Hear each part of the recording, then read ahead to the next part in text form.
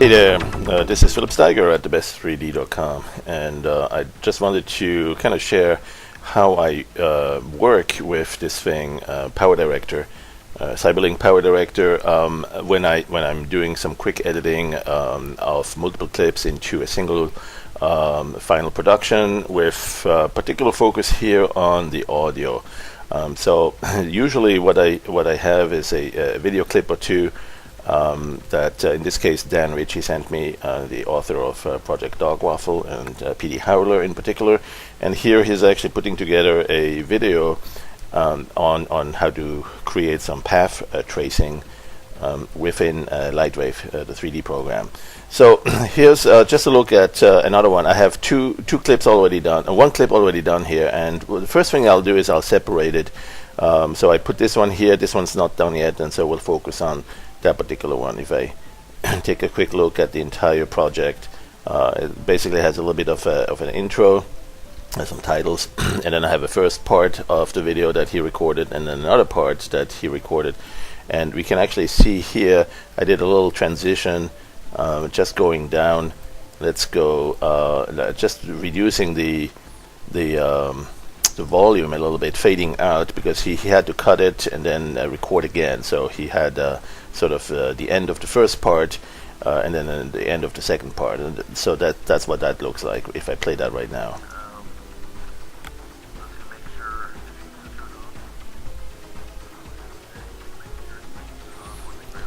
And so one thing you notice that is the volume level is different here. This one is actually higher because I did bring it up higher. I always like to have the spoken channel, the narration, to be kind of at the max, without saturating though. Got to be careful not to saturate it, not to distort it.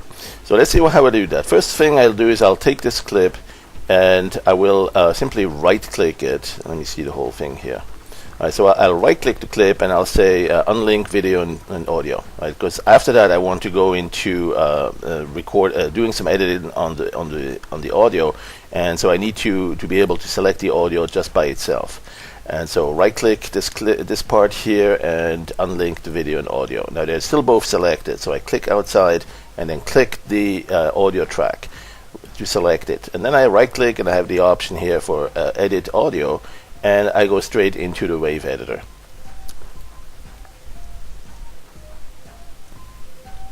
And so what happens is that it's switching over to the wave editor, and that takes a few seconds. And then so here at this point we have the wave editor showing just the audio track. This one's stereo, so there's two tracks here, probably pretty much one and the same, but not always like that.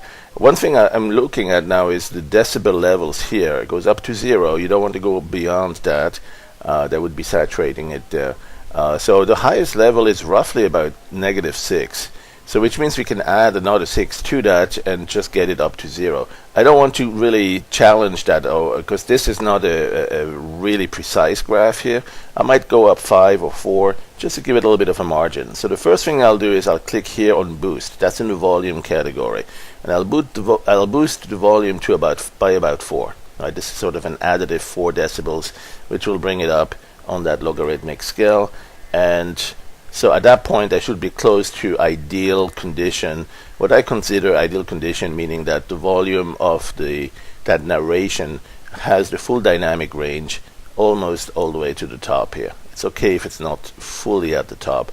But then the next thing, and the last thing really usually, is I also adjust I do a little bit of noise reduction. So that's down here, and usually about 30, maybe 35 or so is good enough, without the need for, without any sort of distortion. If you do too much, you might get occasionally a little bit of distortion to that. Thing is also, it may not need it, right? And there's different types of noises. The only one I focus on is the stationary noise. And I usually just do that. And so in this one, you can see it's actually pretty flat. There's not much white noise in the back. So when you see these empties here in this area, that's already an indication that there may not even be a need in this particular case. There may not be a need to do much of the noise reduction. But I usually still do that, and then I'm done. That's it. Two things. Boost the volume if it needs a little bit more, and then noise reduction to make sure any sort of background noise, that's the white noise type of background noise, it's reduced or removed altogether. That depends on how much of that you did. All right, and that's usually what I do. And then I quit that, and it reminds me, hey, you didn't save that yet. So yes, okay, please save that and take it back into the main program. And here we are back in the main program, and it's going to do an update. There you go. And so now we have this level. Now you see it's a little bit less than that, but that's okay. It's not going to matter a whole lot. I doubt you can really tell the difference if you play it here now. 100 for now. Might want to change that later. And I'm going to make it, let's see, make sure diffuse is turned off. Like I was saying, make sure diffuse is off on the ground plane, so we don't want to be there any confusion. There's none of light bleeding. I suppose you can tell a slight difference in the volume level. So, I mean, here, that's where you might want to bring it up a little bit higher, or after the fact, right? Here, hey, bring it up a little bit. You can grab this here inside of Power Director and just give it a little bit of an extra boost. And just make sure you use your headset to listen to the volume and see if it's, usable quality. And you don't get distracted by too much other noise around you. So good headsets. I'm using a headset with the microphone on it. That's the Razer Calcareous. Very comfortable. Sits very comfortable. Doesn't make me sweat. I don't like the leathery type of headsets because they make my ears sweat. This is nice. Really long for long-term use. Really designed for gamers. So a good gamer headset is what I recommend, with a good quality microphone. And so that's that. That's pretty much it. And I put a little bit of a sound clip here, some music at the end.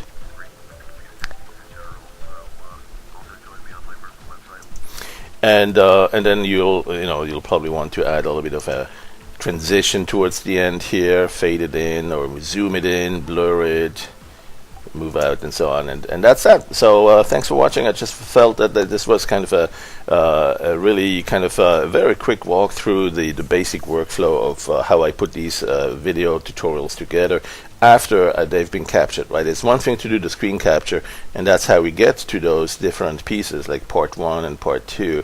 I import those, and then in Power Director I like to just put them together, do a quick fix on the audio as necessary, and put some titles and a little transition at the end, and the finished product is there. So be sure to watch this. This one's a nice little one on how to do some path tracing in Lightwave 3D, and of course in this particular case to create sort of a title scene for Project Dog Waffle Howler, PD Howler 9.6, which is also available on Steam at this time, and I encourage you to check it out. Alright, thanks for watching, and we'll talk to you soon.